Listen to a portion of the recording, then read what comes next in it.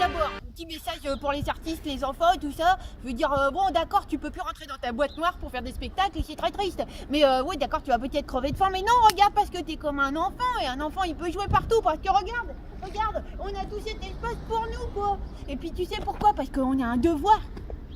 Le devoir d'enlever la peur, le devoir de faire respirer les gens, tu vois. Bon là c'est compliqué mais quand même, tu vois, le devoir de leur donner de la joie parce que c'est ça qui va leur donner l'immunitaire. Et même si toi t'as peur, bah raison de plus pour y aller, tu comprends? Est-ce que tu comprends? Parce que t'as besoin d'exprimer ton art, ta créativité. Alors tu peux danser, faire des... Et voilà. De toute façon, même si tu fais sur internet, t'es pas payé, c'est pareil. Alors autant que tu le fasses dans la vraie vie avec ton corps, comme ça tu transpires. Pas vrai? Bonjour, ça va bien? Oui, là, il a peur. T'es masqué, mais t'es masqué de l'œil. C'est pas beau de les voir les gens rire plutôt que regarder la télévision.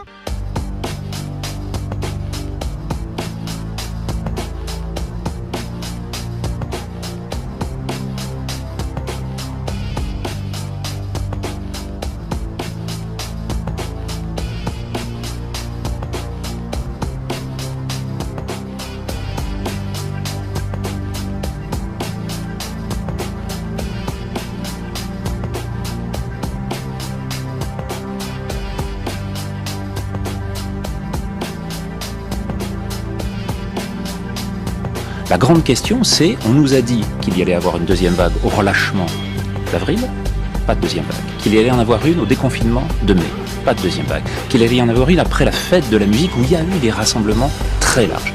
Il n'y en a pas une non plus.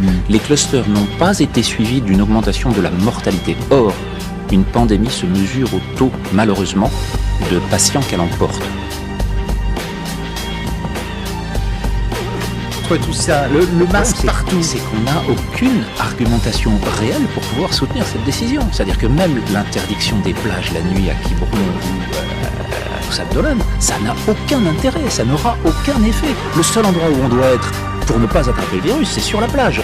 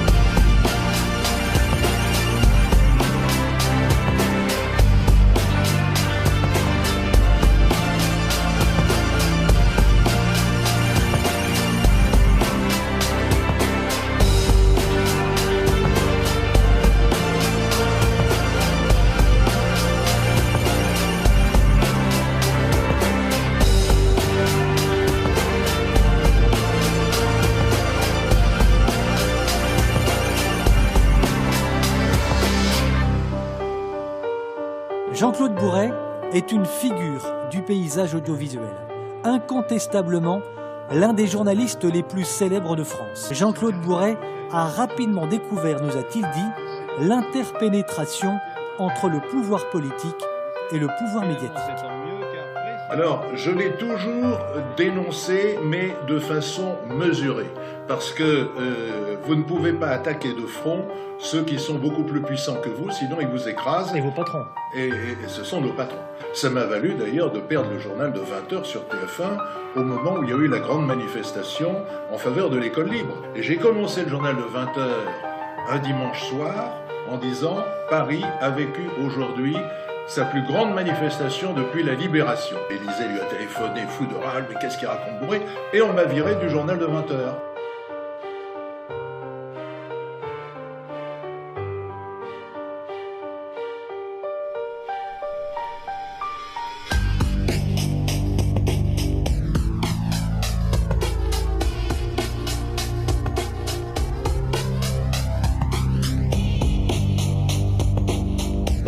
Beaucoup moins de morts que ce qui était attendu, et 70 000 pour la Suède, qui, elle, n'a pas confiné et n'en a connu que 5500 à 6000 actuellement à la fin de la phase pandémique, exactement comme le reste des pays européens, à un taux un peu supérieur à celle de ses voisins. La réponse épidémiologique doit comprendre la totalité des paramètres qui sont en cause. Et c'était là où cette décision devait être suivie au jour le jour.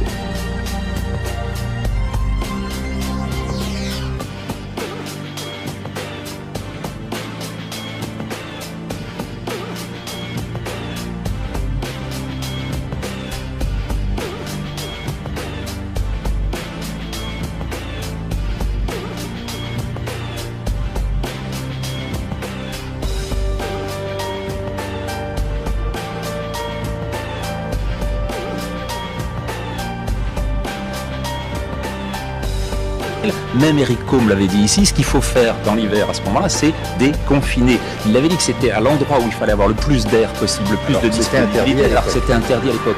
On était dans un débat à l'opposé de la réalité.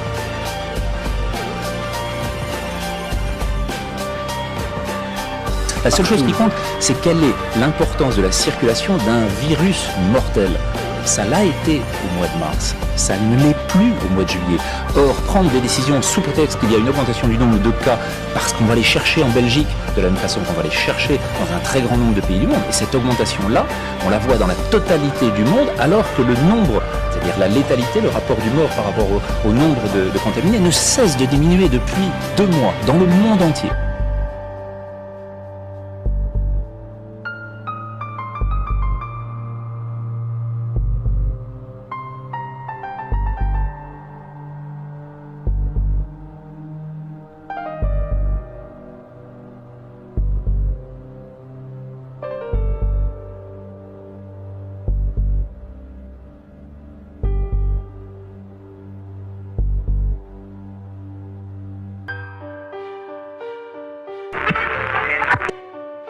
Le masque grand public, que nous encourageons fortement, c'est un complément. Je rappelle ce soir la bonne conduite concernant le port du masque. Il ne faut pas porter de masque si nous ne sommes pas malades. Il ne faut pas porter de masque lorsqu'on n'est pas soignant. J'ai toujours plaidé pour l'accès au masque grand public.